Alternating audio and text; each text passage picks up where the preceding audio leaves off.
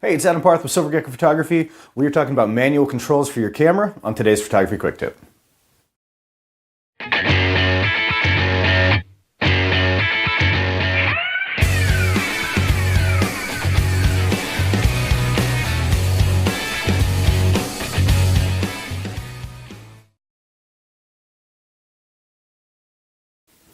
So moving into manual controls, which is stuff you're going to find on a DSLR camera. Sometimes you find it on simpler cameras as well. But when talking about manual controls, there are three things we have to worry about in order to get a proper exposure, a proper picture.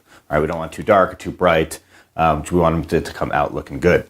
So three things we have to worry about: ISO or ISO, depending on how you want to pronounce it, your aperture, and your shutter speed. Now, each one of these does different things. Your ISO is going to control the grain in your photo, the sensitivity that your camera has to light. Okay, so the higher ISO is, the more light you can bring in, so the less light you actually need. So if you're in a darker room, you bump that ISO, it's going to bring in more light so your camera can see. But the trade-off is that you get a little more grain.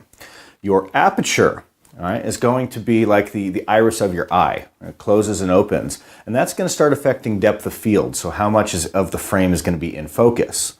All right, when we use a larger aperture, we get less focus, which is actually what we want for a nice artistic style. For shutter speed, all right, it's going to be about capturing motion, so how fast your shutter opens and closes. So sometimes we want a little bit of motion blur, but other times we don't.